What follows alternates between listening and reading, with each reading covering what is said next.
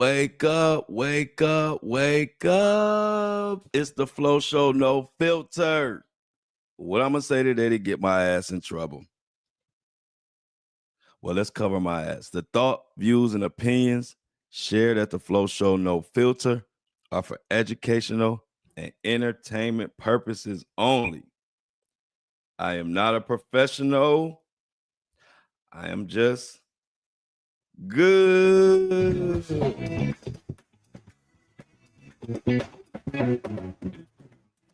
Ah, happy hump day. Wednesday for everybody out there. A little early today. I got a little something I got to do at 10. I didn't want to be cutting it close today, so and I've been going a little longer, so I was like, let me give me some time to get this in on time to my listeners. So I'm here, happy to be here on the early side. Let's get started. Hope everybody enjoying their weekend and enjoying themselves. We got a great show for you today. Got a few updates, some good updates. Well, I won't say good or bad, but updates on stories that we have been covering. Got an update on Tony Busby's situation. Got an update on Diddy, Kanye's situation. Got an update on Sadishka. And what else do we have an update on? Basically, that's it, though. We're going to focus on those. And, of course, we got a Diddy update. Diddy is the judge has made an update on Diddy's and those witnesses. So we're going to talk about that. And I got hit with, about to get into this Diddy mess, but I got hit with another Walmart. Was it Walmart? Yeah, Walmart. Did a replacement on me. And I'm going to say veggie chips don't mix with sour cream and onion. Like, don't make veggie sour cream and onion chips. They not made. So just warning anybody out there, if you get those little veggie chips that kind of look like Pringles, we usually get the plain ones. And Walmart did some type of replacement and gave us some sour cream and onion. Them things is non-stop nasty. They're aggressive as hell. As soon as you bite into them, they like, yeah, nigga, these are sour cream and onion. Like, and I like sour cream and onion. You know, in the hood, we love sour cream and onion, but you know, we need, you know, the fattening chips and the hot with hot fries and all that type of those chips. That's when I do the sour cream and onion. But when I'm trying to be fake healthy and I get my plain veggie chips, Walmart, you fuckers, send me the regular chips. Don't send me some sour cream and onion. Say that for Lay's and even Pringles, the real thing, I could do it, but not them veggie chips that Walmart got. Come on, y'all, Walmart. Quit just substituting me for substituting anything. Now we got 3 or 4 cans of sour cream and onion veggie chips. I don't even think I'm gonna be able to eat 3 or 4 of them. So I'm pissed off right now about that. But that's just my little quick rant. Walmart, stop with y'all replacement shit. Y'all replacement game is crazy. Matter of fact, Walmart's replacement game is diabolical. But not as diabolical as the man of the hour, the diddler. So let's get into this. Let's get into the Diddy. You know, I must shout out my subscribers and my shoppers. Don't let me forget. But we got an update. Let's get into it. First of all, let's start with Diddy, Mr. Mohawk Man himself. So what we got is the judge has officially ordered prosecutors to reveal the names of Diddy's alleged victims, but only to his lawyers. But if you're watching the Flow Show, no filter, we gonna do a little speculating. I got an idea who those 3 victims are, and we're gonna talk about it. I'm gonna name them, and if we have more ideas, I might do another show about it tomorrow because I got an idea. I know who the victims are and some of the witnesses, because you know they're trying to keep names from us. But if you decode the actual indictment, and then you look into some of the lawsuits, and then you just kind of dig through the whole history of the diddler, you could get a kind of a good idea of who the victims are. So we're gonna get into that. We're gonna name the victims. We don't give a damn. Like I told you before on the podcast, we're not waiting for the system to tell us who these victims are. We're gonna go ahead and speculate, and we'll know before the world know. Watch what I tell you. So check it out. This is from Baller Alert. Judge orders prosecutors to reveal Diddy's name, victims' names, and it goes like this. Article starts up. TMZ reports that a federal judge has ordered prosecutors to disclose the identities of 3 alleged victims in Sean Diddy Combs' federal sex trafficking and racketeering case. According to the motion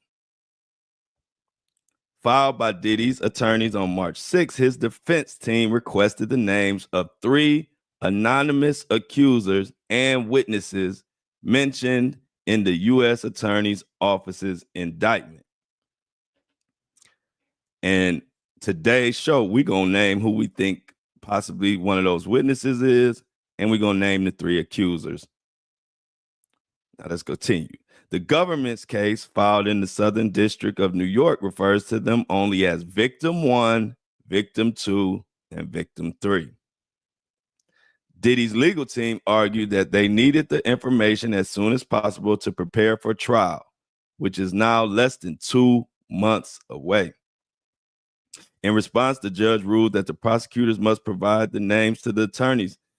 They were supposed to provide that by March 10th. But under the attorney's eyes only, that's what they're supposed to do. So far, Diddy's legal team has identified one of the victims, which is Cassie Ventura.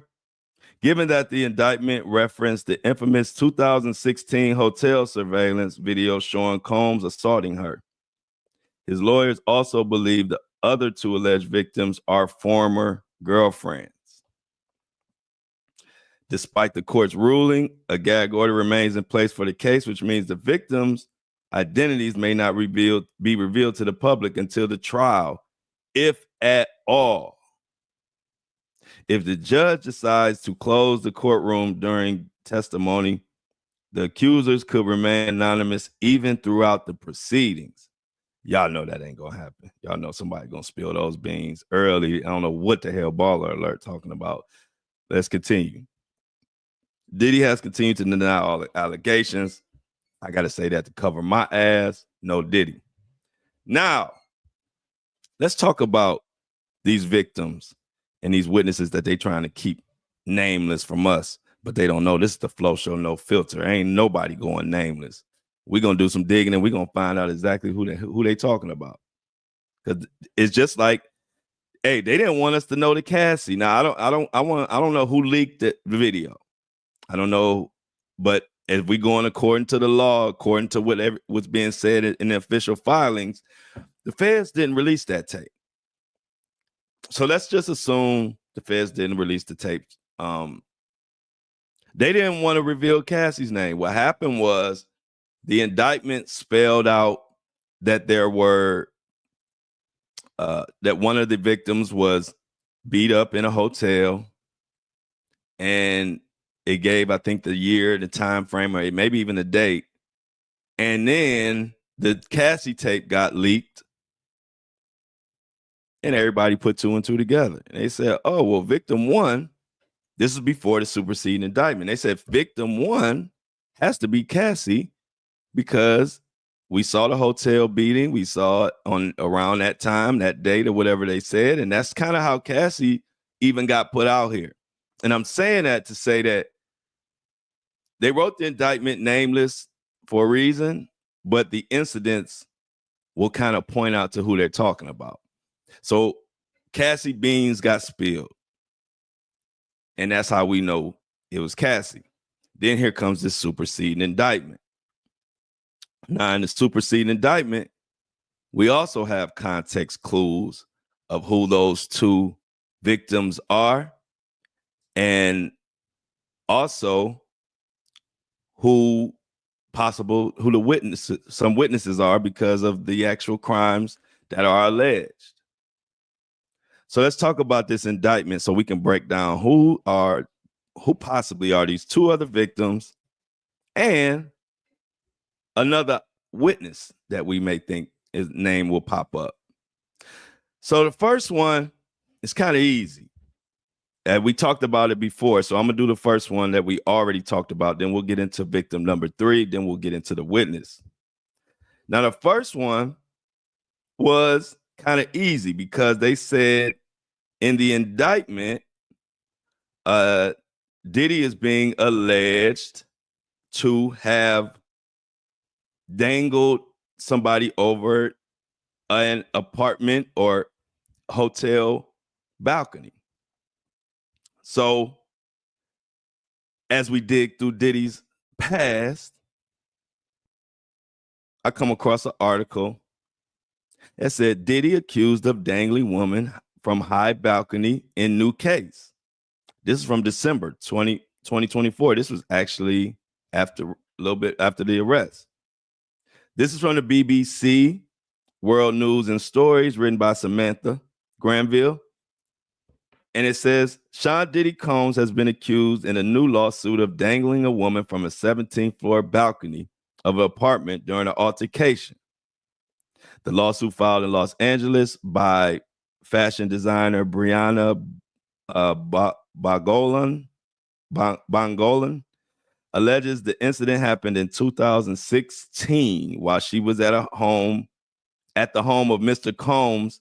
My then girlfriend Cassie Ventura was there. So unless Diddy been hanging women over balconies all across the country all these years, and it's a lot of them out there, then unless that's the case, then this is the one they talking about. This is the fashion designer. If you know, her and Diddy kind of messed with each other, and she was kind of caught in that love triangle with Cassie and her and victim number 3 that I'm gonna name in a second. Now, of course, Diddy denies it, but what Miss Boglin says, let's get into what happened. Miss Boglin says she was spending the night with Cassie at the apartment when Mr. Combs started shouting and banging on the front door. After coming inside, Mr. Combs allegedly confronted Brianna, the fashion designer, who was on the balcony at the time. The lawsuit states he allegedly grabbed and molested her. He then lifted her up and started dangling her from the balcony of the unit, the lawsuit alleges. At the time of the incident, Brianna weighed about 100 pounds, very little, small young lady. In the lawsuit, it claims that Brianna attempted to resist him, throwing her weight back in a desperate struggle to avoid being thrown to the ground and likely to her death. Heavy stuff, right? Let's continue. The lawsuit states that Ms. Ventura came outside to intervene, and Mr. Combs allegedly pulled Ms. Brianna back over the ledge by slamming her onto the patio furniture.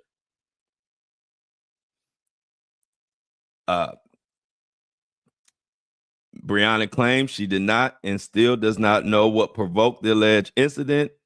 According to the suit, she is seeking $10 million in damages. I don't know if she's going to get that much, but who knows? And also in the lawsuit, Brianna says it was a culmination of series of threats, intimidation, and violence that covered many of her interactions with Mr. Mohawk Combs. The allegations echo an incident noted in a separate lawsuit with Cassie. And we all know about the Cassie lawsuit and what happened. I don't have to go on that, but Ms. Brianna alleges she endured terror and abuse from Combs throughout their professional relationship, which began when the music mogul approached her about collabing with the fashion line. So Brianna, she got a lot to say. And if she is victim number 2, Diddy gonna be cooked. Because not only does she have several incidents that line up to what happened allegedly to Cassie, not only that, but they also have incidences where they both were there as they can be witnesses to each other's getting victimized. And so when it comes to naming these names, it's a reason why the defense was so thirsty to get those names. I think the defense, well, when they saw dangled over a balcony, they pretty much knew who that was. But I think this third victim, I think Diddy and his legal team didn't know for sure who this third victim was. And that is why they were so thirsty to know who it was so they could prepare a defense. Because the possible third victim that I have right here in my phone, she had allegations, but as far as I could check, I couldn't find any lawsuits. But she had the same stories, the same exact stories as Cassie, and similar stories to Brianna. Tell me if you remember this person. He had caught me texting another man. We was in Miami. It got really crazy that time. We was upstairs and he had like, we were in his closet and he like pushed me and I fell to the ground and then he like stood over me. So I was like laying on my back and he stood over me and he started like punching me like this. Like he avoided my face, but he like started punching me like on the side of my head and I was just like covering my face. And then after he got done doing that, he like stomped on my stomach like really hard and I like took the wind out of my breath. I couldn't breathe. And he kept hitting me and I was like pleading to him, like, can you stop? I can't breathe. And he like stopped for a little bit. He like grabbed my hair from the back and like was like punching the back of my head. Cause he was just avoiding my face when he was like hitting me. So for those that don't know or didn't recognize that voice, that was another one of Diddy's exes, Gina Hun. I forget how to pronounce her name. I'm gonna just call her Gina, but it's last name Huynh. And in that story, that's Gina telling a story about the time that the diddler stumped her in her stomach. Rumors were that it actually caused her a miscarriage, and he did that multiple times. Now, the reason I tend to think that she's a strong possibility of being victim number 3 is because she's also another one considered to be an ex of Diddy. And it seems like they put Cassie there, and I'm pretty sure that the one dangling over the balcony could be one. And it seems like they're the only accusers that they're actually putting in position or actually getting behind are accusers that had relationships with Diddy, like long term. If you read the indictment. And so she had one, and in the federal indictment, she had a long relationship with Diddy, off and on.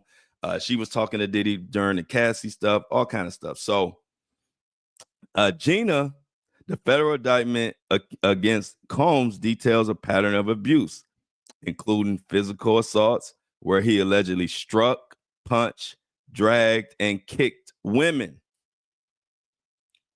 So punch is an indictment.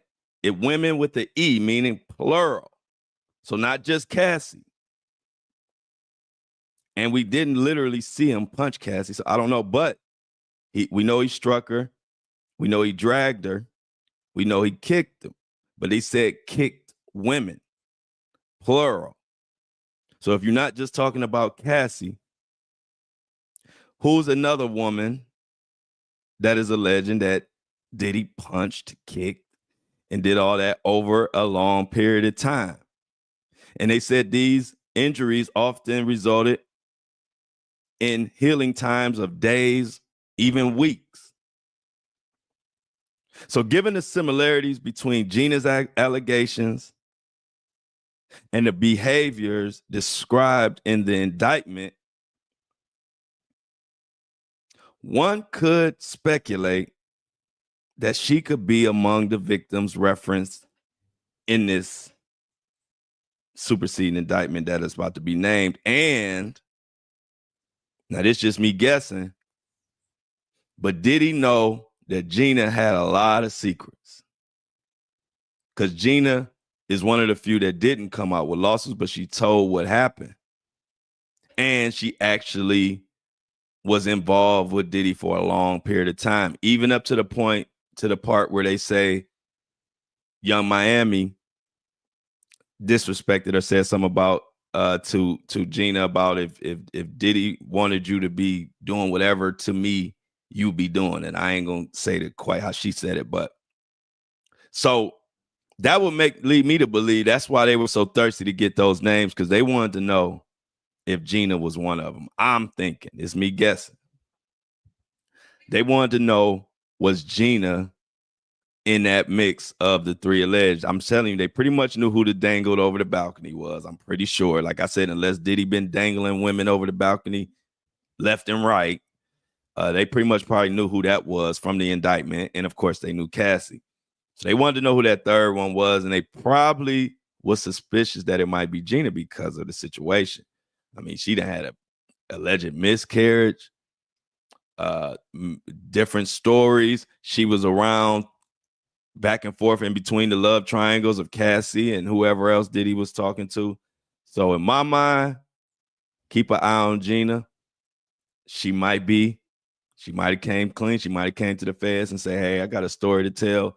And that might have started to supersede indictment, because if I'm reading the tea leaves, seems like the feds are only going to get behind relationship. Like if you had a relationship, I don't think they're going to just take a random person and take a random person's allegation and just put them in this indictment. I think, especially when you look at how they ran with Cassie, I think they are saying that, if we want to get a conviction, we need victims that have a relationship in some form or fashion with the defendant, instead of just like somebody that might say they had a random hookup. I don't think they want to even try to get a conviction on that. I think they want to go with the short bets. So that's why I say those three, Cassie, Brianna, and Gina, those are my top three. I'm going to do some digging and some more. But now let's go to one of these unnamed witnesses. Allegedly, this is just me speculating, but I normally be right on the money. So let's go to the next witness, who I think is a witness. They're not naming her, but I believe she's a witness. And that's KK. And if you know what KK is, what is her name? Christina Coram. Now, she says that there's no way that she did none of the stuff that they're saying. Y'all know she's been basically Diddy's chief of staff for I don't know how long. And she was the one that they claim set up the freak offs, carried out everything that Diddy needed her to do, as far as setting up the Wild King nights and getting them the drugs that he needed and all type of stuff. So she has an article that's in Rolling Stone, and she's coming out swinging. which is another reason why I think she a witness. And they're not naming her, but we naming people allegedly on the Flow Show No Filter because we digging through the indictments. That's all I was doing yesterday, was digging through the indictment and digging through the internet and seeing what the hell makes sense. So check out this Rolling Stone and listen to this one clear, because Rolling Stone is high as hell. They charge. I pay like, I don't know, like $10 a month for this Rolling Stone magazine. So I'm glad when they have an article I can use every now and then. But if you ain't want to pay $10 for Rolling Stone, don't worry, I got you covered because I got it. So this Rolling Stone, it says Sean Combs, chief of staff, breaks silence, calls accusations against her disturbing and unthinkable. Quote, I never condoned or aided and abetted the sexual assault of anyone, Christina Combs said in a statement to Rolling Stone. If that don't sound like somebody who ready to tell, I don't know what is. If y'all notice, Christina was running everything. It's literally impossible for her to not know what Diddy was doing, to not aid in it. You the assistant, you gotta assist. And when that means, that don't just mean setting up bookings. You know, when you're doing it for somebody like Diddy, that don't mean just setting up meet and greets. See, because when you Diddy's assistant or chief of staff, you setting up meet and freaks. Yeah, you ain't setting up meet and greets all the time. You setting up meet and freaks. And that's part of your job description, or he gonna get somebody else that look just like you to do it. What you gonna do? I've seen it all the time. Assistants to these mega stars and people with big money, they get in a position where they're gonna ask, if they're involved in some bullshit, they're gonna ask you to do something for them. And it ain't an assistant that's gonna say no, especially at first. But now that Christina talking to the Rolling Stone and throwing Diddy under the bus, which I don't blame her, that lets me know right there, if she ain't a witness, who the hell is? Because not only is she throwing Diddy under the bus and saying she didn't know nothing about nothing, but she also doing it right now at the perfect timing where you think the feds ain't gonna want to talk to her or haven't already talked to her. Does she sound like somebody who gonna ride or die for Diddy? Hell no. So Christina, aka KK, although they haven't named her as a witness on the Flow Show No Filter, I'm gonna name her. I think she's gonna be a witness. I would be surprised if you got a RICO, you got racketeering, you got all of this. Ain't no way in hell the chief of staff ain't gonna be called. So far we named, only one that we knew for sure already is Cassie, but we already named Brianna could be a possible victim because she was dangled off the balcony. And then this is another thing. If it's not Brianna and Diddy hung somebody else over the balcony, his ass really grass. So it's a lose-lose. Either if it's Brianna, it's bad. But shit, if it's another one, it's even worse. Because now you got a Brianna saying, look, he did the same thing to me. So I don't know. And then Gina, she is the only one that has horrific stories like that. She didn't even put in a lawsuit. Unless it's sealed and nobody knows about it. But I see nothing on the internet about her having a lawsuit. And that looks actually kind of good for her, especially if you don't know what type of evidence she has to go along with her stuff, hospital visits.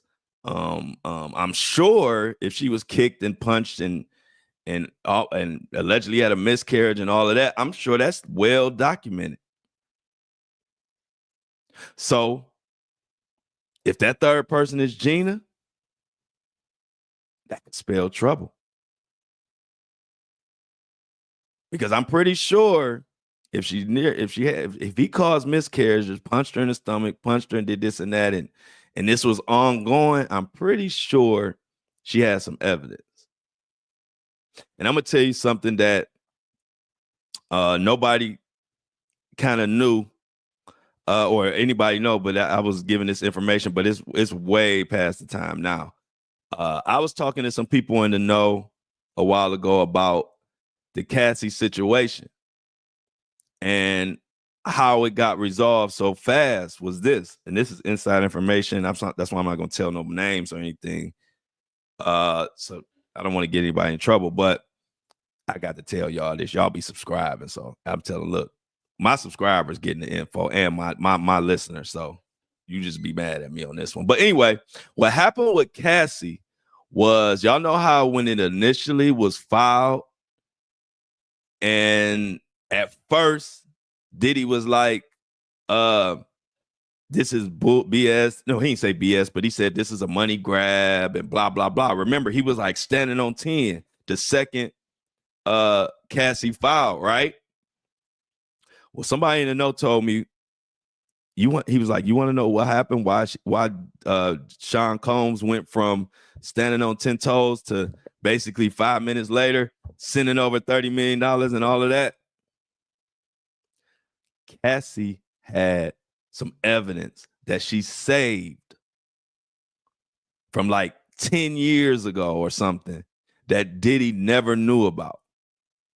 And whatever that evidence was, whether it was DNA, because I can't say what it was, so I'm gonna just give you some, whether it was DNA, whether it was video footage, whether it was a napkin with some bloody DNA on it that she saved from a wild night. She saved some evidence that Diddy didn't know she had. And the evidence was from like 10 years before. Like, it was some back in the day evidence. And when the lawyer let Diddy's attorney know what evidence that Cassie had, that's when Diddy changed from standing 10 toes talking about it was a money grab to trying to force that money down her throat and trying to get rid of it and paying whatever he had to pay. And so it could possibly be the same way with Gina. You never know what type of evidence people hold on to. Gina might have some evidence from the miscarriage or from getting punched and kicked in her stomach or getting abused. Who knows? And see, it's what a celebrity or a person with money can fight all day long.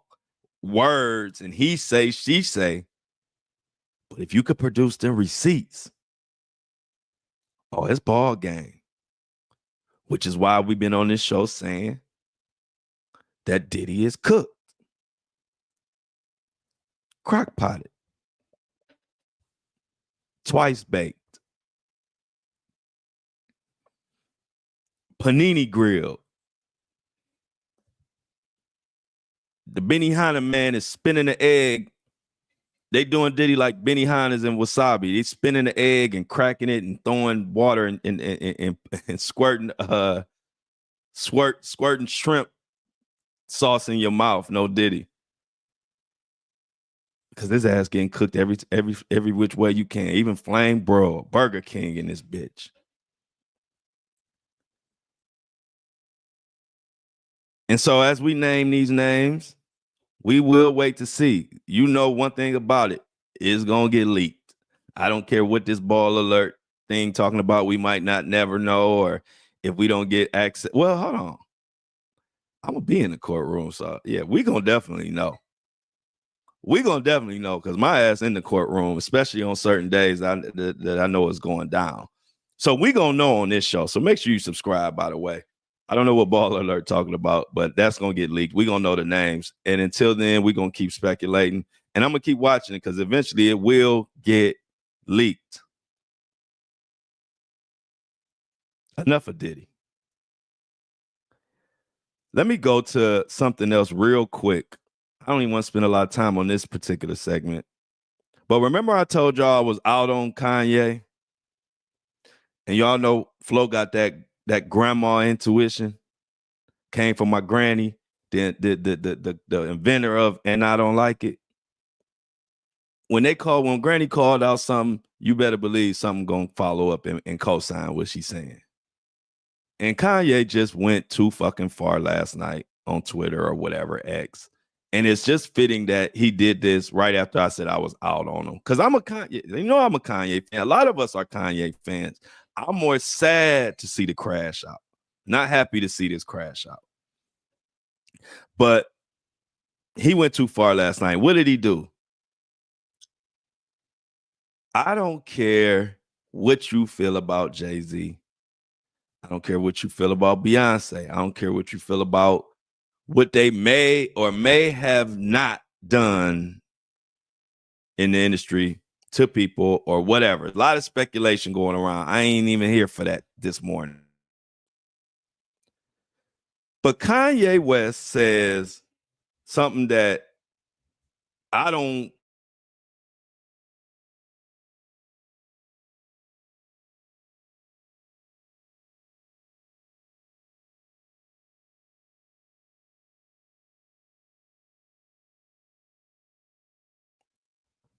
Has anyone ever seen Jay-Z and Beyonce's younger kids?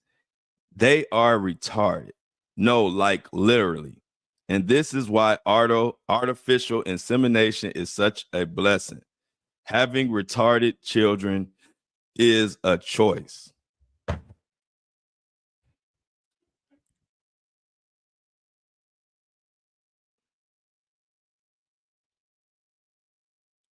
Kanye motherfucking West.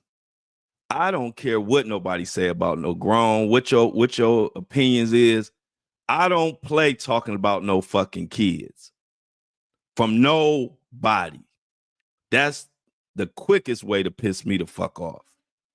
And I knew when I said I was out. It took me a while. Y'all know, y'all ain't never heard me say I was out on Kanye. I would just speak on what he was doing, whether I liked it or didn't like it, and speak on it.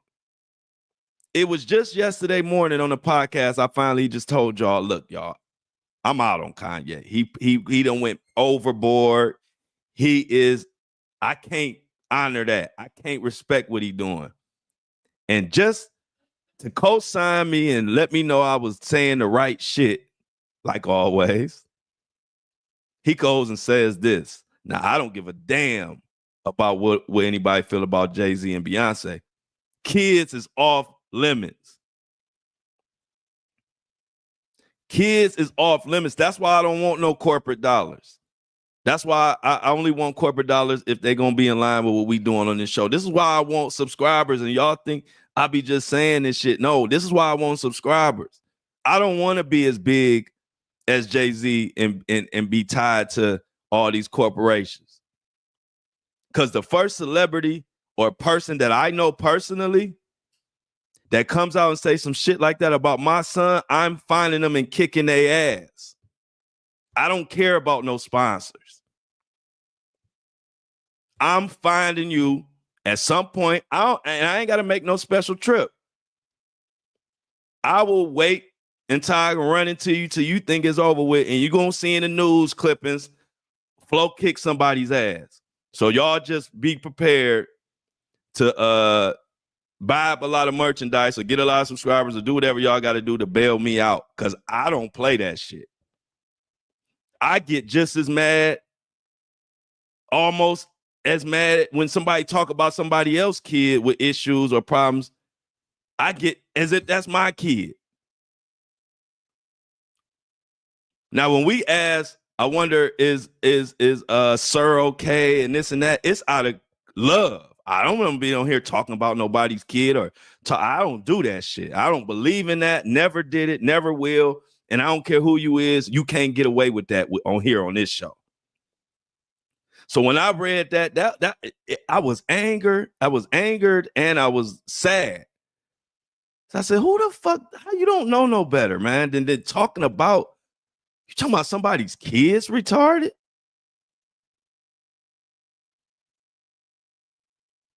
You talking about somebody's kids retarded. That you ain't got nothing else better to do or say. No, your time is so useless right now that you done found time to talk about some innocent kids and put some bullshit papers out about them. It was kind of a sad moment for me to say I was out on Kanye. Cause when I'm behind you, thick or thin.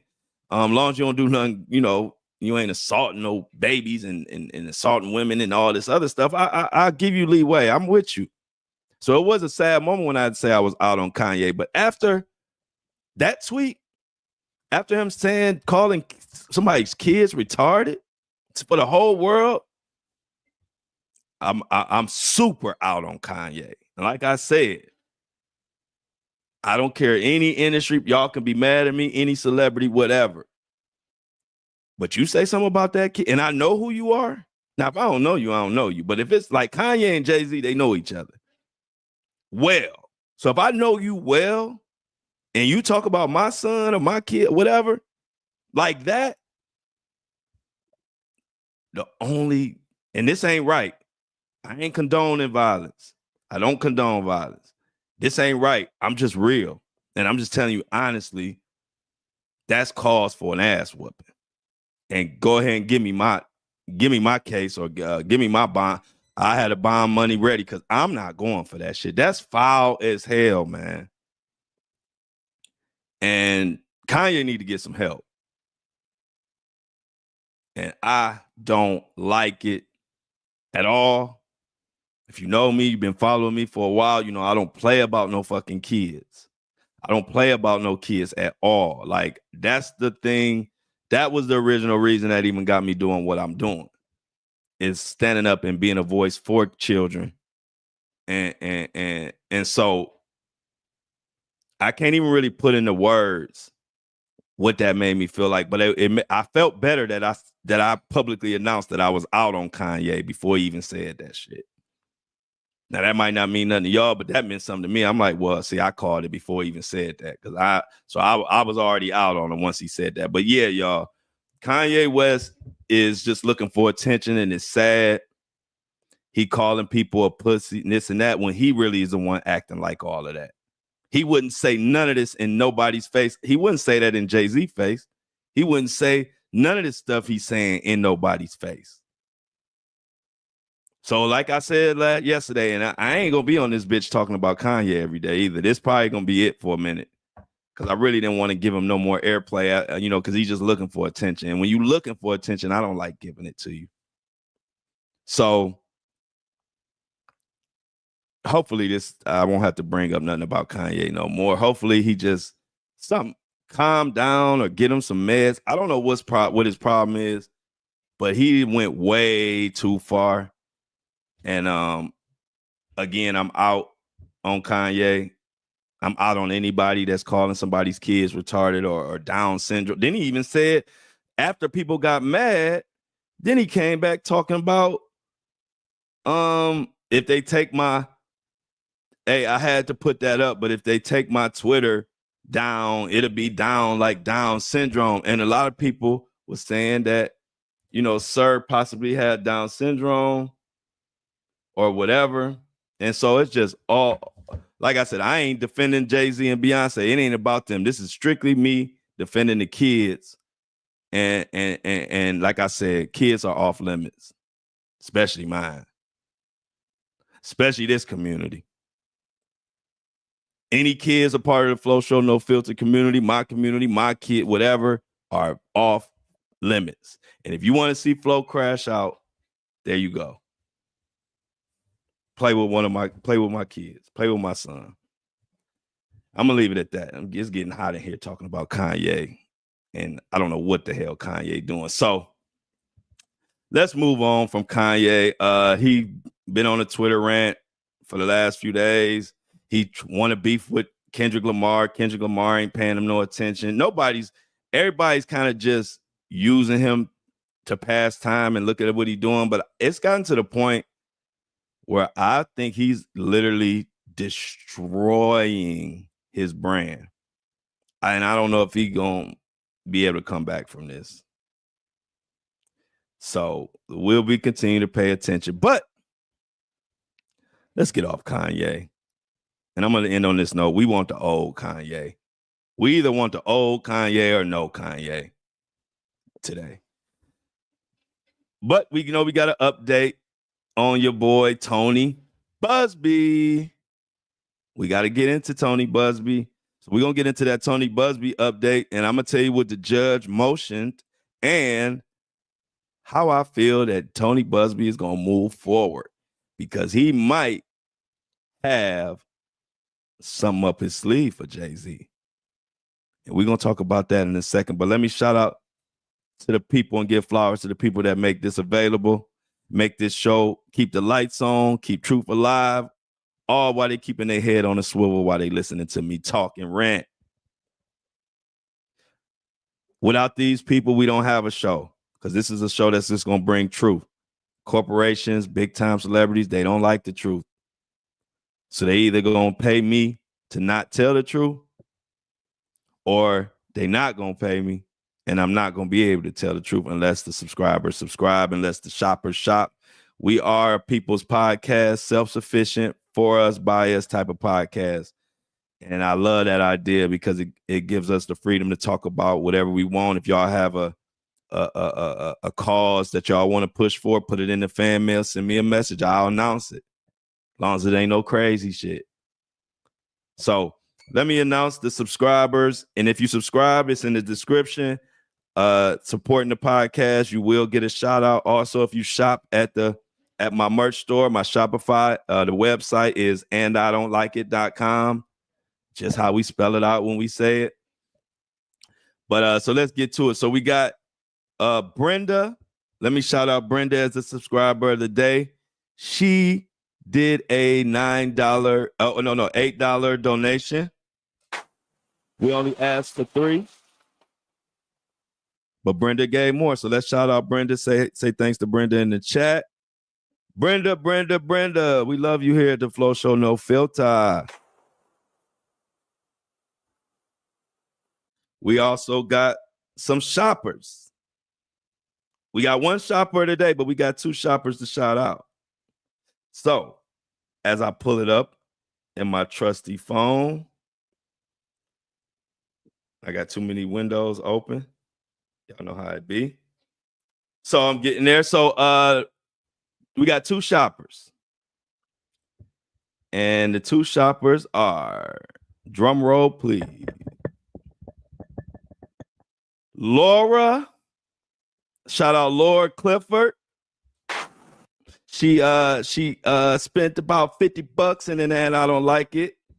And what did she get? What did she get? I don't want to tell all her business, but she got one of the hottest items for sure. On her in her cart. She bought the And I Don't Like It white t-shirt. That's been a favorite. Everybody liked the And I Don't Like It collection. We doing more with it. So shout out to Laura, but the shopper of the day spent a whopping $70 towards the movement, and I like it. Everybody shout out Shauna Johnson. Come on down. Shauna Johnson, come on down, get your prize. This is The Price is Right. No filter. But in all seriousness, everybody who's willing to spend their hard-earned money with the Flow Show No Filter, we greatly appreciate it. We're gonna continue to bring the straight truth. We don't give a shit what nobody say. Why? Because we take care of our own ass on this podcast. We're not worried about nobody telling us what to talk about. So appreciate Shauna and Lord. Clap it up. Another announcement before we get to the Tony Busby mess. Another claps for Shauna. Give it up. Go Shauna. Go Shauna. Go Shauna. So we're gonna get into the Tony Busby thing, but see, we gotta wait, y'all, because this is how I be forgetting. I be so wanting to get back to the news and get to the juicy part. But oh no, Diddy. But an announcement that I can't forget. We got the tour. We almost at the final stage of locking in our tour date of Detroit. So far, we got Detroit, Cleveland, possibly Charlotte, and what other? Another city. But what I need y'all to do, the tour starts late June, early July. And I need y'all to tell me what city y'all want me to come to. The reason I'm going to Detroit, because all my Detroit people sent me messages saying you need to come to Detroit. And so, like, just like naming this show and everything we do, I let y'all lead. Y'all the ones that told me y'all want me to go on tour. Y'all ready for the podcast to come on tour. And the first city that made some noise was Detroit. So that's where I'm going. So anybody out there, even overseas, London, Australia, I see fans everywhere. Send me some messages to give me an idea where I need to come to. I think, Philly. I got a lot of messages from people in Philly. So Philly will be on there too. But send me messages. The Flow Show No Filter tour starts this summer. It's going to be a lot of fun. I'm gonna do a live show in front of y'all. We're gonna do some karaoke. We're gonna have some fun. Flow Show No Filter live show gonna be like no other podcast. Y'all know they can't compete with us. So we're gonna continue to let them know. While y'all sitting there being all boring on y'all little podcast tour, the Flow Show No Filter gonna show you how to fucking party when you go on a tour. When you go to one of my events, you're gonna have fun. Even if you don't know who the hell I am. If one of your friends bring you, you're gonna be like, I like that guy. Because we're gonna have some fun. So please send me messages from all the cities that y'all want me to come to, because I'm only coming off messages. I'm not gonna dictate where I'm going. I'm gonna let y'all dictate where I'm going. So far, Detroit, Charlotte, Philly, Cleveland, Atlanta, those 5 are already locked in. But if you're from those cities, go ahead and send me a message anyway. Let me know I made the right choice. So anyway, one more announcement. We about to get to Tony Busby. Told y'all today, I ain't forgetting. I ain't letting y'all off the hook today. Also, we will be hitting 100K downloads Thursday or Friday. We will celebrate. That's a huge accomplishment. I told y'all only 5% of all podcasts even make it to 100,000 downloads, even to this day. So we are in the top 5% of all podcasts of all time right now. And we got there because, for one, y'all told me to do it. And then when y'all told me to do it, I came in here and killed it. And we a good team. So to celebrate, we're going to have a little party on the podcast, whichever day. It'll probably be Friday, since even if we break it Thursday, we'll party Friday. And I'll be dropping my first headband. The 100K headband, and I don't like it. It's already designed. It will be dropping. We probably drop it Friday. It's going to be a commemorative limited edition. Y'all know y'all been waiting for the headband, but y'all know I move slow because I move correct. I like stuff to be right. I didn't want to rush and drop a headband and I ain't really like it because I'm known for the headbands. I got a million of them, but I like these 2 are my lucky ones. So the headband and wine glasses will be dropping this Friday. The Flow Show No Filter wine glasses and the And I Don't Like It headband will be out this Friday to celebrate us hitting 100K on something that I had no clue would ever happen. I never knew I would even be doing a podcast. And when I look at independent podcasts and how low the numbers are, it really makes me like really appreciate y'all and appreciate what we got. Because I see people who have independent podcasts that are happy to get 100 downloads in a week on an episode. Like, that's not even bad. Like, that's, if you have a podcast independent and you get 100 or 200 downloads on an episode in a week, you're not doing bad. Don't be frustrated, because I see a lot of people that's like what the numbers are. So for us to just pick up a microphone, I literally bought this equipment and learned how to do it that night. The first day my equipment came, I learned how to do it in an hour or 2. And the next day I brought you the first podcast. And to go from that to we about to hit 100,000 in 4 months, independent, clap it up for us. So look out for the headbands. Look out for the wine glasses this Friday. We're going to be celebrating. And thank y'all again for having my back and pushing this podcast, this little independent podcast that could. It's kicking ass, and I love it. It's like the movie 300. We independent, but we mighty, and I like it. I love it like that. Oh, and then I got the and I don't like it. I love it shirts coming soon too, so look out for those. And I don't like it. I love it. coming soon. Anyway, got all the announcements out the way. For once, I ain't forgot nothing. So y'all just had to, sometimes I just got to stop and get them all out the way. That way I don't forget. So now we're going to get to Tony Busby. It's looking a little better for Tony Busby, y'all. Looking a little better for Tony Busby. So remember I talked about the judge had gave strict orders to Tony Busby to explain why he didn't tell his client that he wasn't licensed in New York, and he didn't explain it. He really just put in a motion to withdraw. And remember I told you that the judge might not accept it. Well, Tony Busby also explained, his explanation was he said something to the effect of it was a misjudgment or something or whatever that led to him doing that. Long story short, the judge has accepted it, which is good news for Tony Busby. So the judge allowed him to withdraw from the case with Diddy, from the lawsuits with Diddy and Jay-Z. But the funny thing is, okay, they have co-counsel, which means, like I explained to y'all yesterday, if you're a lawyer and you want to take a lawsuit in another state, normally what they do is they find somebody who is licensed in that state and they collab and partner up on that case. I've seen them do it all the time, especially in the like amplified cases where they're helping out people and helping out victims. A lot of times they'll partner up with somebody in another state so they can do it. So that's normal. So, but the funny thing is, it's still a lawsuit. Something Jay-Z still got something going on, because it said for the Diddy and Jay-Z lawsuits that are ongoing. But as far as we know, that one got dismissed. So that leads me to think, are they talking about the other lawsuit that involved a male that is suing Jay-Z?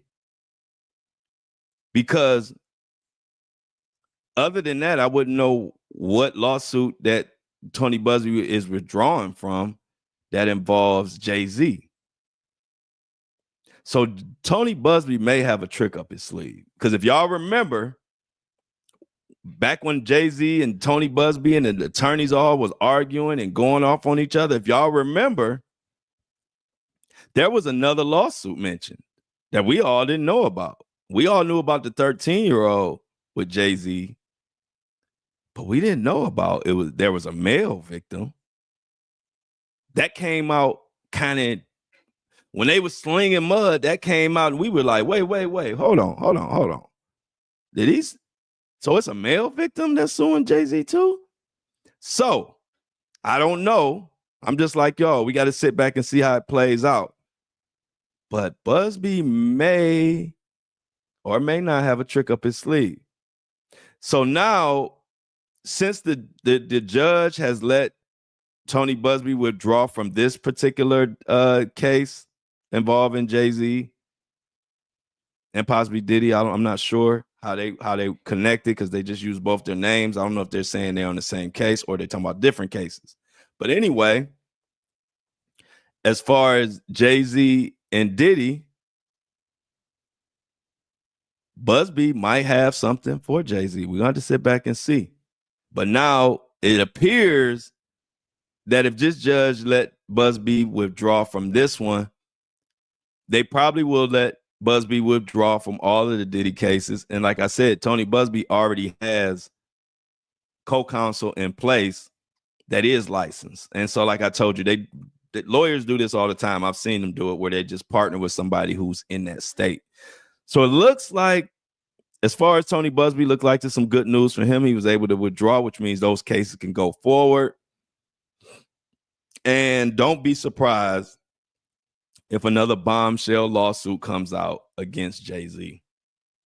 It might be that male person. Who knows? But we will be sitting back and waiting and seeing how this plays out, because I'm telling y'all, like I told y'all in the beginning, this is a heavyweight fight between Tony Busby and Jay-Z, and it don't seem like neither one is letting up. Tony Busby is coming back firing. He full steam ahead. So we will see. We will see who comes out on top, Jay-Z or Tony Busby, because they are going at it. And like I said, I'm starting to feel like Tony Busby might have a ace in the hole, but we'll see. So that's the update. So Tony Busby, just to bring it up and confirm, Tony Busby's motion to withdraw was accepted by the judge. Remember, I told you the judge didn't have to accept that. And so they did. So that's good news for Tony Busby. And also, we got to see what this other lawsuit that may pop out for Jay-Z. So we will continue to follow Tony Busby and this Jay-Z situation with the diddler lurking. And we'll see how it turns out. So before we go, though, we got to update Sadishka. We gotta update Shadishka's parents. Now we got some confusion going on about Joshua's passport. Now, if you remember yesterday, they had a hearing to say if Joshua is able to leave the island because they took his passport. They were saying that he's a person of interest, but then they wouldn't let him go anywhere. So it's like, okay, if he's a person of interest and you're saying he's not guilty of anything, then why? Let me recap. This is what we got going on. Republic, a St. Cloud State student, is still a key witness in the search for 20-year-old Sadiqa Kanaki, who vanished while on spring break. The St. Cloud State student is believed to be the last person with her 10 days ago. Fox 9's So-Young Kim joining us in our newsroom now. And So-Young, his parents are speaking out through their attorney at this point. Kelsey, Randy, his family says he's being detained in the Dominican Republic despite his willingness to cooperate. This surveillance video shows what authorities say our 20-year-old University of Pittsburgh student Sadiqa Kanaki and 22-year-old St. Cloud State University student Joshua Reeby in Punta Cana. They can be seen together on camera not too long before she vanished in the early hours on March 6th. Dominican Republic police say Reeby is considered a witness as the search for Kanaki continues and say this is a missing person investigation, not a criminal case at this time. Now, his parents are speaking out through an attorney saying, quote, despite his full willingness to cooperate, Josh has been detained under irregular conditions and subjected to extensive questioning without the presence of official translators or legal counsel until Wednesday, March 12th. They also say he has remained in his hotel room under police surveillance. According to a police interview transcript obtained by Fox News, Reeby says they met that night, then made their way to the beach. The two were talking in the water when a big wave hit. He struggled to help her ashore. Then at some point, he threw up and passed out. Several hours later, he returned alone to his hotel room. His family also asked everyone to pray that Sadiqa be found and returned home to her family. And so that was just to give you a little context of what we're talking about. We're talking about Sadiqa, the young lady, the college student, 20-year-old, went out partying in Punta Cana with her friends, met a couple guys. She left behind with one guy named Joshua, and we never saw her again, but we see Joshua. So that's the issue right now. But the parents spoke, and the parents spoke. When the parents spoke, it was pretty sad. Just check it out, a little bit of what they said. But before I let you hear what they said, so basically the parents have said that they want to declare her, they want the DR to declare her dead. They want it to be over with. They want to get past it. And people were speculating and people were confused. Like, why would they want the investigation over so soon? If I was a parent, if I was my child, I would never stop, blah, blah, blah. You know, everybody was saying all kind of stuff. And I agree with a lot of people. But what I'm finding out is there are a few reasons that people tend to think this is that they are so quick to say, just say she's dead or whatever. One being the biggest reason is cultural differences, they said. They say one reason they want to get it, you know, close the door on this situation is in their culture, they say that the soul can't rest or the soul can't have peace until it has closure.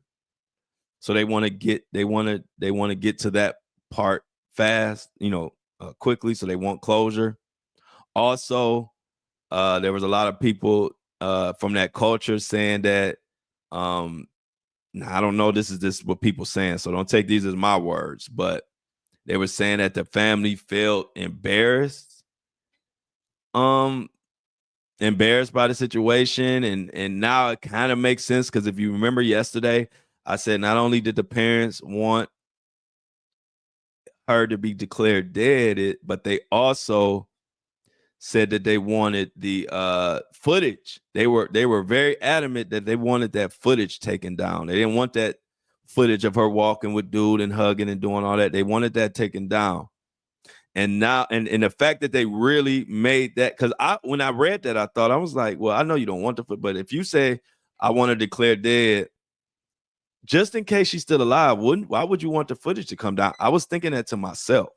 But I don't really never try to talk for parents in that situation. You don't know how you would act or what you would want. But now, if what everybody's saying about the embarrassment and shame and all of that, that they feel as being Indian people from India, now that kind of makes a little sense, because that's why they were adamant about taking that, wanting that footage taken down of her, you know, drinking, throwing up, walking with dude arm in arm. They feeling, I guess, speculation is that there's in their culture that's basically shaming the culture. I don't know, but that's where we at.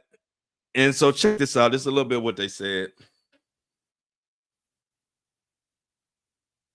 Both sides of the authorities have shown us how high the ocean waves were at the time of incident. And both sides of the authorities also clarified that the person of interest is not suspect from the killing. The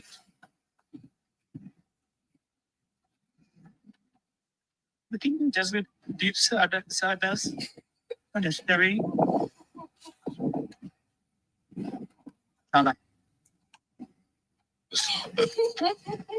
we have that they're coming to the terms with the stats that our daughter has told. It's an incredibly difficult for us to process. We kindly ask you to keep our daughter in your prayers. I know that's hard, very hard to understand. It's probably real low, but you can hear crying. I don't care how low it is. You know, crying when you hear it. It's sad. The mother couldn't even get through the little press conference or whatever they did. She was crying. It's just a sad situation. But if you remember yesterday, I said, yeah, for sure. Exactly. She's just a child. That's what I'm saying. Like, I don't, it's sad, man. But so if you remember yesterday, I said that they had a ruling, they had a hearing yesterday to see about giving Joshua his freedom to leave, giving his passport. And remember, I told y'all this ruling would tell me a lot about what DR feels at this point, what happened. And it's strange because they ruled that he, in a sense, is free to leave the island, right? But he still hasn't had his passport. Now, there's some confusion whether they saying he lost his passport, the DR lost his passport, or if they just acting like they lost their passport to buy themselves some time, because now there's another another hearing on the 20, did they say, I think it's the 28th? Yeah, they got, I think it's another rule on 28th that's going to be about his passport. So I'm wondering, are they just buying themselves some time? Are they just buying time? Do they have his passport and just saying they don't? Because I know this one thing, unless they come up with a miracle, he won't be able to leave until no earlier than the 28th, when they either give him his passport or I don't know what they're going to do, but it tells me that they just need to buy some time because they think something happened. That's just me guessing. Because if they, like we always say, innocent until proven guilty, unless your ass change your story 3 or 4 times, then all that shit go out the window. That's the Flow Show No Filter motto. Innocent until proven guilty, unless your ass change your story 3 or 4 times, then we on your ass and all that go out the window. And that's where we at with Joshua. Joshua, I hope you didn't do nothing. I'm not wishing that you did anything. I hope you didn't do anything. But when you change your story and telling 3, 4 different stories and none of the stories make sense, this what you get. And that whole passport gate that's going on leads me to believe, because DR know more, and the FBI and all of them know more than we know. We only know the clues and the evidence that they have told us, but it's a lot more they know that we don't know. And based on their actions, to give somebody their freedom but not give them their passport back, which they need their passport to get the hell out of there, that tells me they not paying the parents no attention as far as declaring their debt. Maybe they'll do it anyway, but I'm just saying, I really believe, based on how this proceedings went yesterday for Joshua, that they know something, or they think they know something, and they need some time. And normally, when they buy in time, normally that's for something like DNA or or some type of stuff that's getting looked into, where they just need a certain amount of time. They just need a little bit more time to get, maybe they running some DNA checks on him or something. There's a reason why they trying to buy time.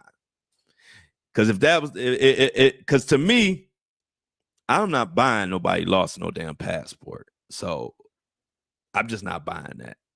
So I'm saying to myself, they must figure out a way where, look, we really can't hold them, but if we say the passport lost, that'll buy us some time. And then they made another court date. So they basically got another 9 days or whatever to prove that he did some shit. That's where I think they at with it.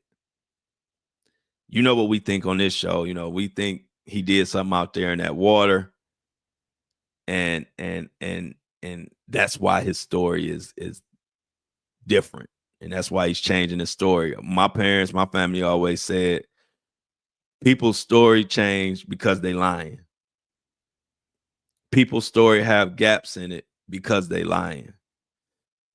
If Joshua wanted me to believe what he said, he would have had to have a story that accounts from beginning to end and make some sense. That's all. That's not a high bar. I don't care if you're drunk or not, because you're describing a lot of details to be drunk. I mean, and I believe you were drunk before y'all got in that water, but before the chaos, once the chaos came, I believe that sobered you up. As a matter of fact, I know it sobered you up. You're trying to save your life. Your body is going to sober up to save itself. So it's Joshua's story that got my antennas up. I'm not just looking at Josh just because he was the last one and you just assume a guy did it. That's not why I'm looking at him. I saw the story. I wasn't looking at him until He told 3 different stories, and then the last story that he's sticking to just don't make no sense whatsoever. And so, like I told y'all yesterday, I was waiting to see what this hearing said, and that would let me know where DR is at. And with them talking about his passport left, and now what they did was they had him on like a mini hotel house arrest where they had 24/7 surveillance on him. So after this court thing, now he's free to go around, wherever he wants on the island, come and go as he please. His ass just can't leave the island. He don't have his passport, and I don't know what's going on with that. Maybe they'll have an update today, but that was the last update last night that either DR lost it or he lost. It's so much confusion, but I think this confusion is for a reason. I think they're trying to hold him here, buy them some time as they either get some DNA samples looked into, or they just want more time for the body to turn up. Maybe they want to look in the ocean some more. Maybe they want to look around. Maybe they want to do some digging on the beach or something. But I think they know something that they haven't told us yet. As a matter of fact, they might want him to be free to come and go because they might still be watching his ass. They might want to see where he goes or what he does. Who knows? But like I told y'all yesterday, after this case and after this hearing yesterday, and they ruled in his favor, but he still can't leave. It reminds me of the person of interest stuff. You know, words don't mean shit. I go by actions. And what I mean by that is, don't tell me I'm a person I'm just a person of interest, basically a witness, but your ass won't let me leave. That means I'm a suspect. I don't care what title you put on it, because now I can't come and go as I please, and I didn't do shit, allegedly. And now they ruled that he is being detained unfairly, or it's not according to the DR rules or laws. But then you don't have his passport, so he still can't leave.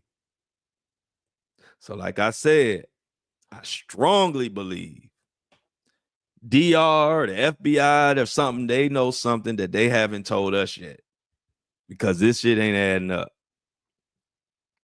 It ain't adding up. Prayers to the family or the parents, but they kind of, I'm not from their culture, so I'm not gonna judge, but they kind of made me sad yesterday, the way it just seemed like they just gave up. She's still a child, like Shauna said, but I don't know. I'm not there. I'm not gonna judge them, but I just was sad to see that they feel like they gave up. And somebody said in the comments, which was a good point, which is far-fetched, but they said in my comments, they said, what if she was kidnapped and she's watching this and she's watching her parents just give up on her? I was like, damn. Now that is far-fetched. We don't know if she's alive. 9 times out of 10, with all this time went past, she's probably not, but who knows? I'm not gonna wish. I'm hoping for the best for her and her family. But what if she was alive and was watching and was able to see that your parents just kind of gave up kind of fast like that? So it's just so much to this story. And 99.999% of it is sad. It's just sad. So we're going to continue to pay close attention, but just to wrap it up and give you a wrap up of Tadisha Kanaki on what's going on. At this point, they have given Joshua the freedom to be free and move how he wants to move around the island, but they haven't, something going on with his passport that nobody can really explain, but he don't have it, so he can't leave. And so that's where we are right now. No new news. They did have some more footage that just showed her in the restaurant throwing up. It's the same footage. So no new news, no new footage, no new theories. But Joshua is free to move around, and I believe they're gonna be watching Joshua ass. They're gonna be trying to see where the hell do Joshua go anywhere shady. Does he go somewhere on the beach? Because at this point, if he did do something, it's gonna be kind of hard for him not to, like they say that the criminal always returns to the scene of the crime and stuff like that. And who knows who he might talk to, where he might go, what he might try to collect. I don't know. But we're gonna be paying close mother freaking attention. And with that, we're gonna leave it there. Tomorrow, y'all, we should have another update, hopefully on Diddy, maybe on Busby, hopefully Sadiq, Luigi, all our usual suspects. A lot of people are telling me, talking about that Angie Stone. Send me some messages if y'all want me to do some dives and deep dive into what's going on with Angie Stone. Send me some messages to my DM or send it to me in the fan mail. If enough people want to hear about it, I will dive into it because it's a mess. That Angie Stone situation. I don't know if people making up stuff, but it seems like there's a lot going on. So, and it don't make sense. And that's what we talk about over here. So I'll leave you with that. Once again, our motto is you innocent until proven guilty, unless you change your fucking story 4 times, and then now we on your ass.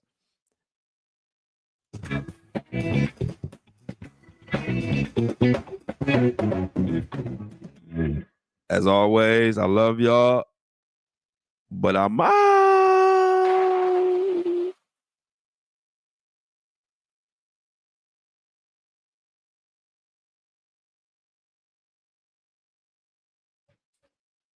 Oh, whoa.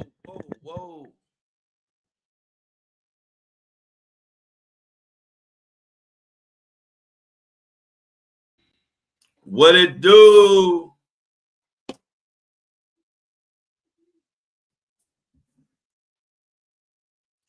What it do? Breakfast crew. What's going on? The news, is the news not crazy as hell right now? Look at Sybil. Sybil say, I'm out. All right, Sybil. You be good, Sybil.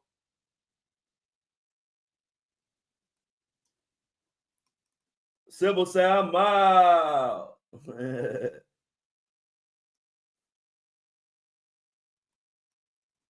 Give me 1 second. We gotta get Apple and Spotify loaded up.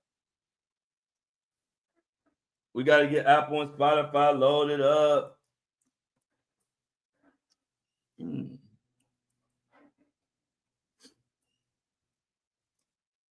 Top of the morning, Kobe. Let's get Apple and Spotify loaded up. What's up, family?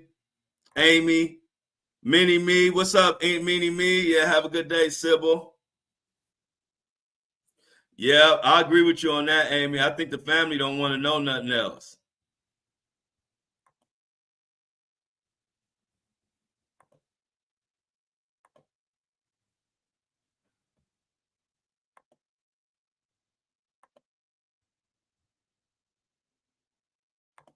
Yeah, good morning, K Marie. K Marie says she been watching. She just can't comment, but she with us. She with us in spirit. I like how y'all, hey, look, get the boys. Hey, y'all listening, y'all dancing to Tupac? Hey, Lauren, are y'all dancing to Tupac like me and my mom used to do when we was getting ready for school? Yep, I saw that, Amy. I saw that Young and May. That was Young LA crying on the blue couch, begging for help. I saw that. Crazy. Look at Diamond made it. Look at Diamond. Let's go, Diamond. Diamond made it. Good to see you. We had a good one today. Thanks, Lauren.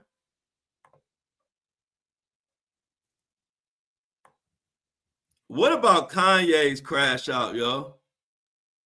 Oh, yeah, definitely. You right about this, Michelle. I'm glad you brought up this case because I did mean to look into this one. I actually forgot. I got so overwhelmed with other work. But yeah, I definitely need to look into that. The murders. Do a deep dive into the twin boys in Georgia. So let me put that in my notes, Michelle. Thanks for reminding me on that one. Twins, and that is a crazy case.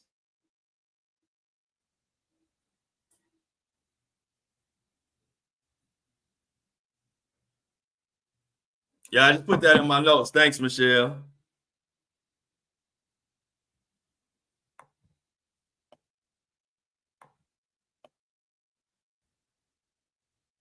Yeah, man. I'm like, we having our little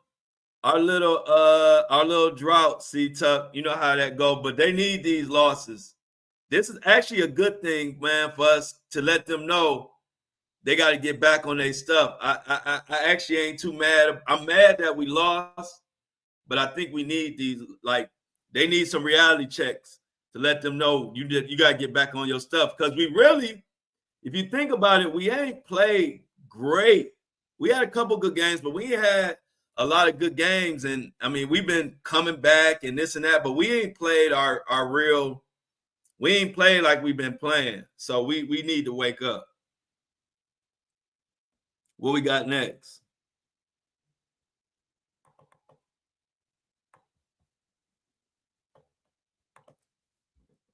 Amy.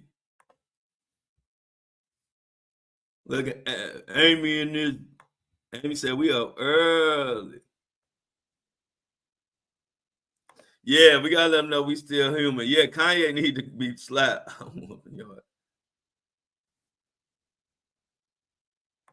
I didn't hear about this, Mini Me, but Mini Me say Jackie Robinson's getting erased because of DEI. I didn't hear about that. I might have to look into that. Man, if I was Jay-Z, I'd put so many hands on Kanye. I would at least have to slap him or something. I would at least have to slap Kanye.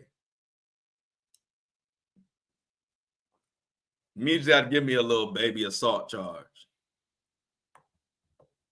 I can't take that. Yeah, I can't honor that. I can't respect it. Nothing. I can't make no excuse for it. I ain't gonna make no excuse for it. Wouldn't nobody make no excuse for me if I said that dumb shit. So I ain't making no excuse for Kanye.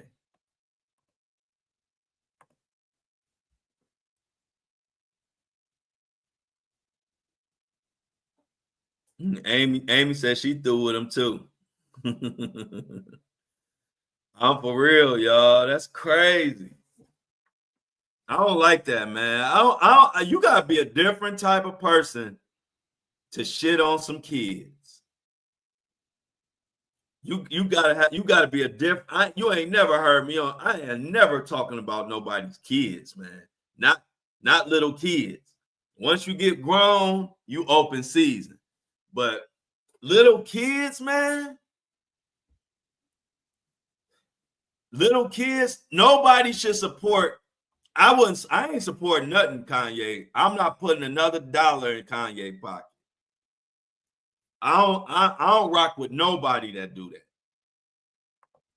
I don't rock with nobody. You gonna cause some kids retarded. You need help. You need help.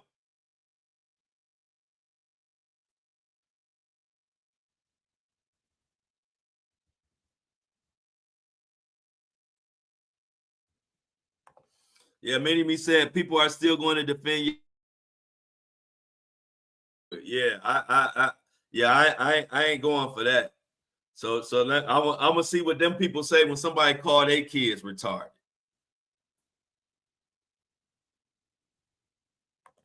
Yeah, we don't respect that here at the Flow Show at all. We don't respect that at all.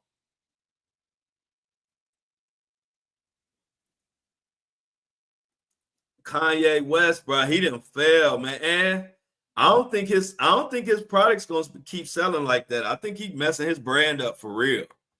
I don't think he gonna get his brand back. He need help, man. Oh, sweet. So Jennifer got her stuff, y'all. Jennifer just got a notification that her Flow Show merch got delivered this morning. Clap it up. Let's get it going, Jennifer. We need you to style in it. We need footage. We need pictures.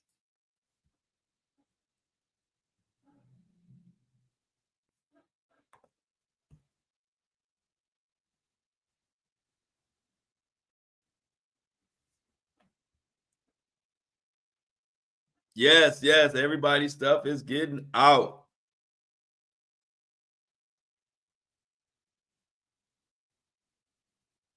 Okay, appreciate that, Jennifer. We appreciate your business. We appreciate the support. We appreciate the support. Everybody say yes, yes, yes, yes, yes.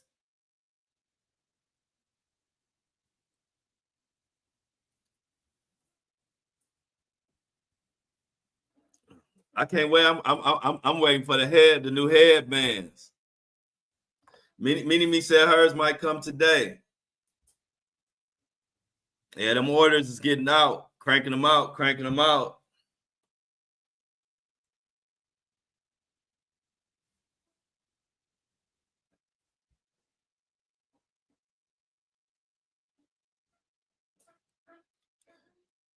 All good. Appreciate it. I'm glad all the orders getting out to everybody.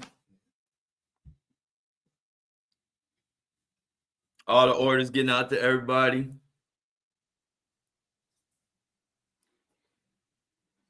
So yeah, Kanye West is tripping. I don't know what's going on with Sadishka. Have y'all been hearing the same thing about her parents said that they that's a good idea, Michelle. That's a good idea, Michelle. I'll put those in the notes.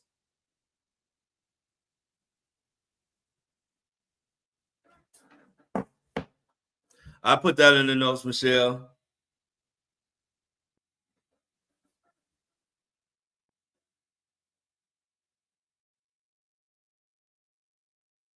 It says previously classified files related to 1963 assassination of President John F. Kennedy have been made public, but they can't put out the Epstein files. Yeah, they telling us some old ass JFK news that we already knew. That JFK is just a smokescreen.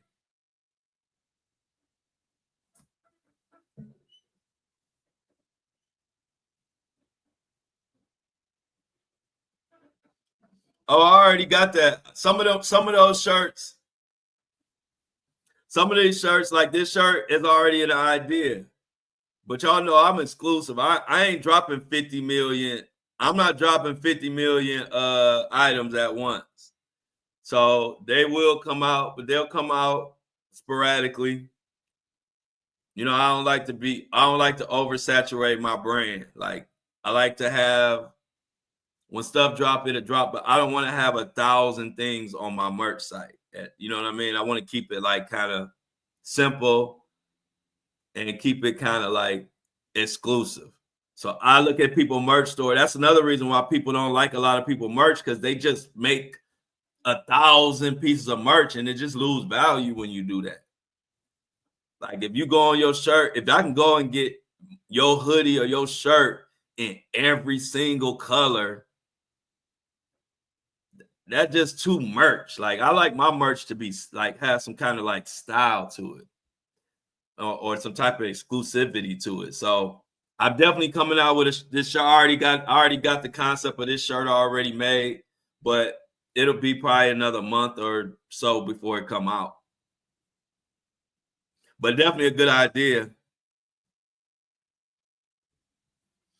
Yep. I don't like that. I would never drop a million different things, and I don't move like that.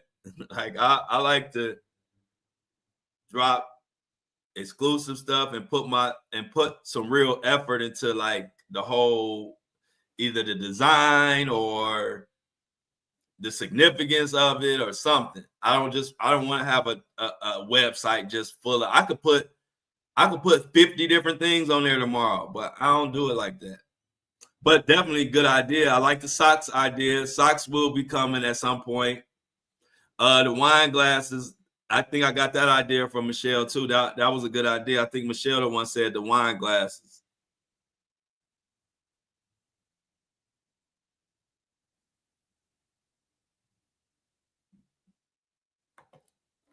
You said I'm gonna buy Dan and Mike that was talking shit the other day a headband and send it to their hating ass.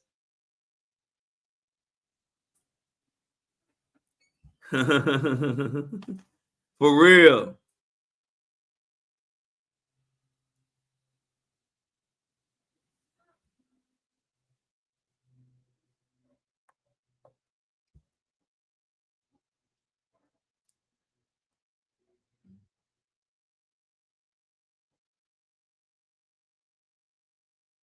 Yeah, get one for him. No, I know who you talking about. You talking about the guy. You talking about the guys who never came again. I know who you talking about. Y'all notice y'all ain't seen them. See, I ain't gotta block trolls. They get blocked when I cook their ass. You never seen them again. What? You never seen Dan and Mike again. And you ain't really seen too many trolls. I'm telling you, I'm good. I'm good with trolls. I don't gotta block trolls. I like for trolls to come, cause this is what I'm good at. So as you can see, I cooked a few trolls. Y'all ain't seen them in a while. Y'all ain't seen no trolls in a while.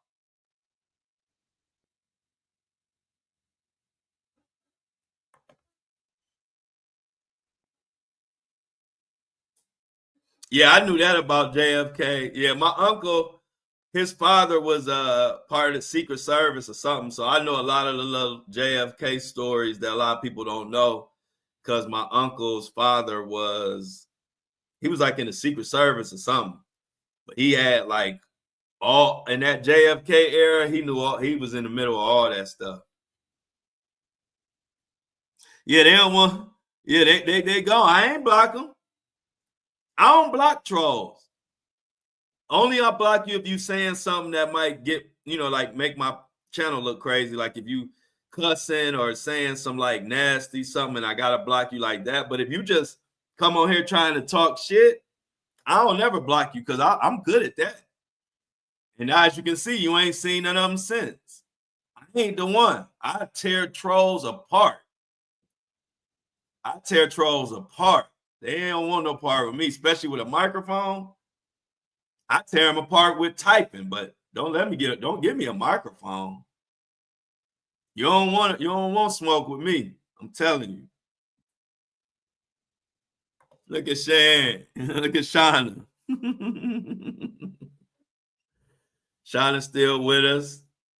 Yeah, hey, look, Michelle. Hey, my uncle, I could co-sign that because my uncle told me that too. He said JFK loved the sisters. He loved him some sisters. But we all saying we're the Epstein files and we're the Diddy files. We done with the 1950s and 60s. That's 100 years ago. Now you want to show us them files, man? I ain't giving you no credit for that.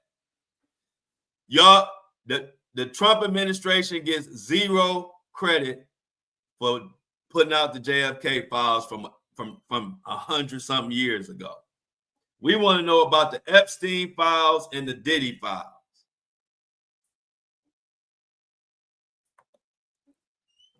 Amy said JFK was the first pretty president. He had more cool than he could handle. Probably had that thing rubbed raw. Amy woke up woke up diabolical today. Look, Kobe says it's gonna be 50 years redacted. We just got Area 51. I'm not impressed about no JFK files. You give us the Epstein files, and you give us the. Oh, okay. Give me 1 second, y'all. Apple and Spotify is ready to go. Give me 1 second. Throw a little music on for y'all.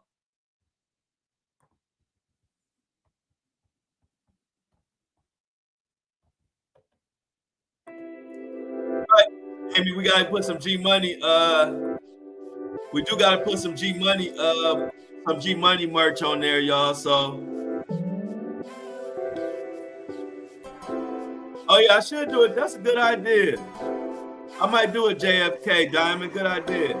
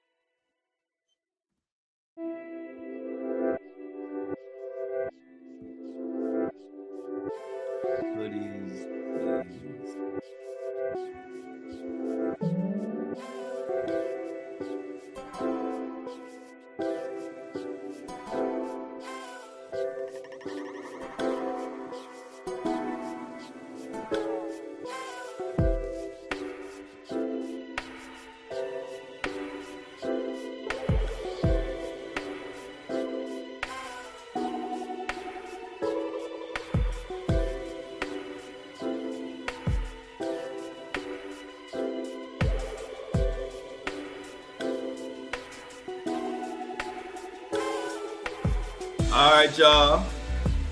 Apple and Spotify is all up and going.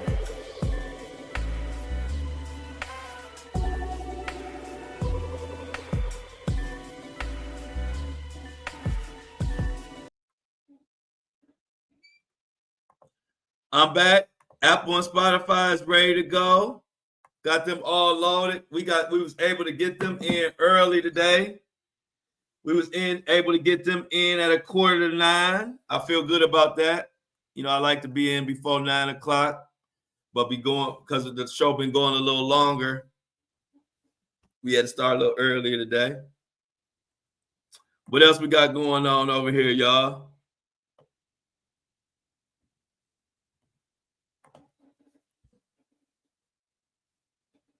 Amy over there connecting dots. Who you talking about? 3 people was arrested, Meanie Me?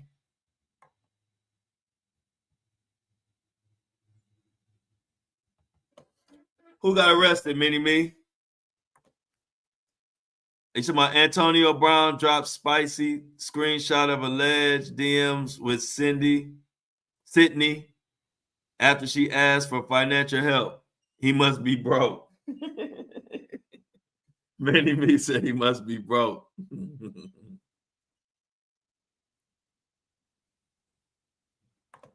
I didn't hear back from them yet, but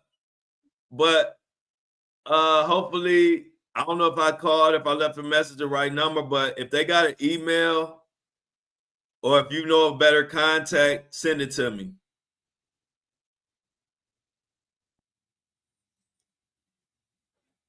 If you got a better contact, maybe an email or a direct number to somebody, let me know. They haven't got back to me yet, but if you don't get something, I get in touch with them. But if you got a number or something or email, that would be great. It's going down. Oh, okay. So they said the abortion case in Houston, Jen said they arrested 3 people. Wow, okay. So they got the ball rolling on that one, huh?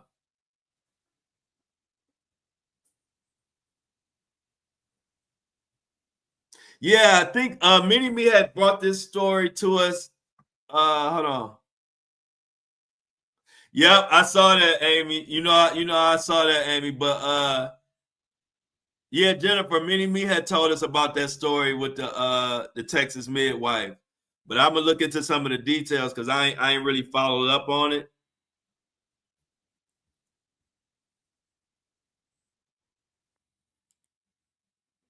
And yeah, let's talk about this a little bit. Stevie J, old hating ass. Talking about he taught Eve how to take a bath. My question is, how old was Eve when he taught her how to take a bath? How old was Eve when he taught her how to take a bath?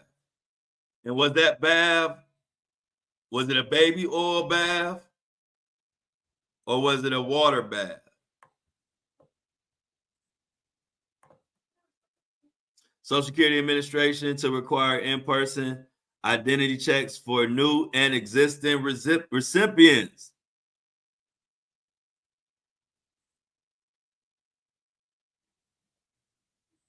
Why they bothering Social Security, ain't they? Look at what the boycott did, y'all. Target has lost $12.4 billion in value loss after the boycott. Shout out to y'all for the boycott.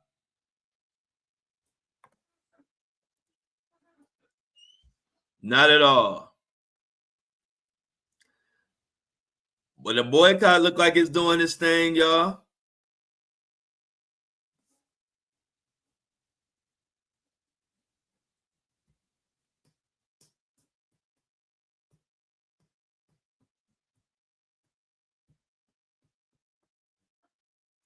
Boycott look like it's working out. But yeah, Stevie J. So if y'all know what we're talking about, Stevie J did an interview on, what was that, Vlad, I believe? Stevie J did an interview on Vlad talking about Diddy and talking about Diddy giving him money and talking about he taught Eve how to take a bath. Y'all need to check it out.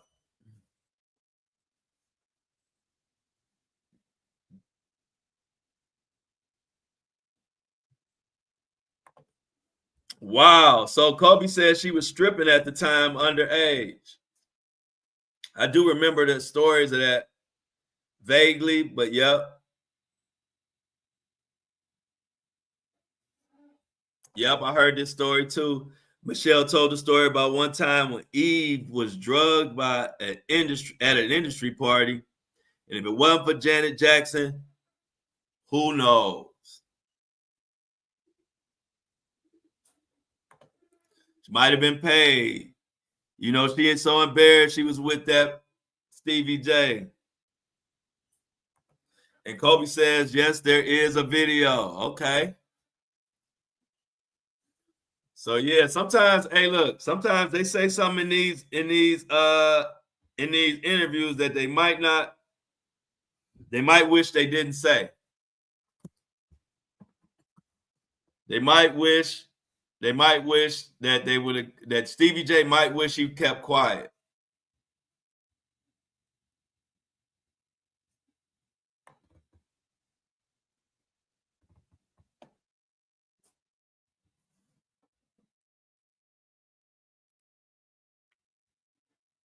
What is going on in the world, y'all? Shout out to my squad, though. We got Amy, Kobe, Juan Shinobi, Michelle in the building, Mini Me. Let me just take a minute to shout out everybody who's still here. Mini Me, Jennifer, Shauna driving, but she listening. Shauna was the shopper of the day today. She didn't come on down to get her prize. She should have came on down. You got to come on down for your prize, like the prize right. C-Tuck, my C-Town representative, C-Tuck.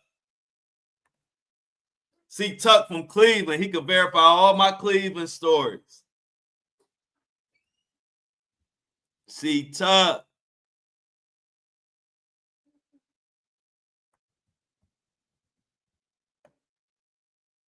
Okay, we got Lauren in the building. Lauren driving. Diamond definitely in the building. And Mini Me making her sister some homemade food. Mini Me in there cooking. Look at the flick of the wrist. Look at the flick of the wrist. Look at the flick of the wrist. Go ahead, Mini Me. What you cooking in there? Oh, we got K Marie in the building. Yeah, you gotta send a little message so I can give y'all a shout out before we get up out of here. If you're still in here, you know I always got to shout out the soldiers. K Marie says she's still listening. She's just getting ready for work. I like that because I've used podcasts for years to listen to while I was doing stuff, like maybe getting ready to go out, or listen to podcasts as I'm working or trying to get or resting. And now it's funny to hear so many people listen to me as they like to help them get through their day or like to help the time pass. I love it. I do that all the time. I listen to podcasts all the time. So I'm always using podcasts like to help take up time when I'm doing stuff. And now it's so funny to see that so many people do the same thing with my podcast. That's so cool. A lot of people are either like listen to my podcast while they Uber driving or doing Uber Eats, or they listen to my podcast while they helping like assisted living situations, nursing homes. They listen to my podcast while they putting their makeup on. They listen to my podcast while they walk their dogs. They listen to my podcast. What else do they be doing? And some of them listen to my podcast before they like to go to sleep. And that's what I do. I listen to some of my favorite like talking podcasts to go to sleep. And so they reached out to me, y'all. They said they want me to do something for the Comment app. And the app is a comment app where like celebrities talk and they be on there and people listen to them, like tell stories as they go to sleep. They want me to get on the Comment app, like the Comment app. They say I got a voice. They say people like listen to my voice to go to sleep. I'm like, I mean, I do that, but I ain't never know people did that with me. Well, if I can start early, I will. But 7:30 is the time. But if I can start early, I will, just because it helps get the Apple and Spotify people their podcast earlier. So 7:30 is the real time. But in cases that I can start early, I will start early.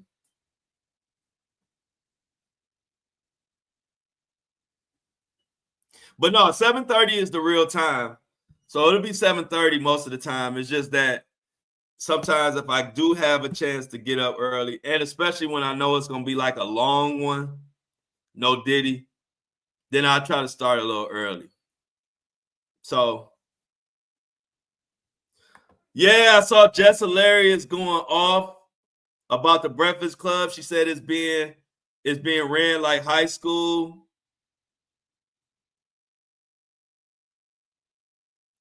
It's getting ran by she said it's ran like a high school. She said she never hated on the Lori girl, whoever the new girl is. Yeah, she was going off. What y'all think about Jess Hilarious? What y'all think about Jess Hilarious? I don't really have a big opinion about her. I never really watched her comedy.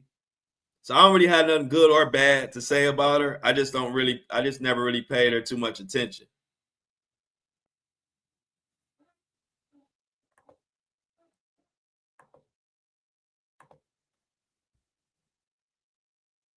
Yeah, I agree with you on that, Amy. I didn't think she would. Now that's one thing I did know. I didn't think she would be on there long. It didn't feel long term. Mini-Me says she don't know how to read and she a hater. Michelle said Jess is funny. I did see, that's what I'm saying. That's why I don't have nothing good or bad to say, because I did see like a lot of people did like her comedy. I just really never, really paid much attention to her stuff like that.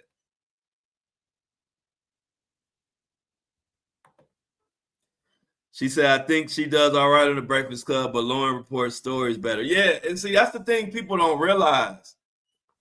Being a comedian and reporting stories is two different things. You can do both, but they're two different skill sets. And so when you find somebody that's better than you at telling stories, it's not nothing you could do about that. Telling stories is kind of like a gift. You're kind of born with that. Either you know how to draw people in or you don't. It's not really something you could really do. Being a comedian is different. That's why I tell stories and people laugh as I'm telling stories, but I'm not a comedian. I just tell stories. I'm natural when I tell stories and people laugh at that, but I'm not a comedian. But I like telling stories. I like talking about current events. And so that's like if you had a podcast with me and another comedian or whatever, he might be funny, but he's not going to be better than me at telling stories for like news type stuff. He'll be good at being funny. But telling news and sneaking some comedy in the news, that's a whole different thing. So I can see why Old Girl was better than Jess at it. I mean, it's not nothing. If somebody better than you at telling stories when it comes to news, that's just something they born with. It's not really much you could do about that. A lot of people said this, K. Marie. A lot of people said they liked them both. I did see a lot of people say I like them both on there for different reasons.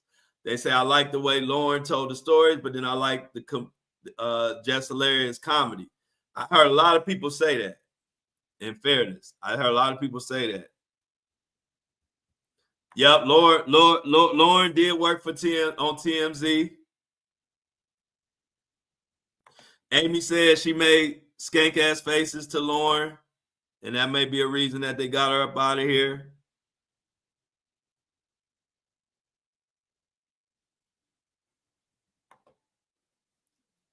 I'm the guy you talked about comedy. What you mean by that, Kobe? Family Matters is getting a reboot. I heard about that too. I don't have any details, but hey, Family Matters. So check it out, y'all. About that time. Let's get the I'm outs in the chat. We on our road to 100K downloads. It'll probably be Thursday or Friday, but we gonna celebrate to go from 0 downloads to 100,000 downloads and being a top 5% podcast independent is an accomplishment that even I can't really grasp it, y'all. All I'm gonna say is one day go on Facebook and look at the independent podcast and look at what normally as an independent podcast, what normally your downloads are. And it ain't nowhere near 100,000. Like you'll never.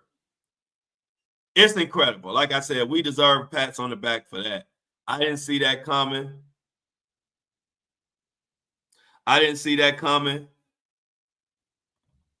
But we did it. Like Jennifer said, I'm out. Where the rest of y'all at? Y'all taking too long. Where the I'm outs at?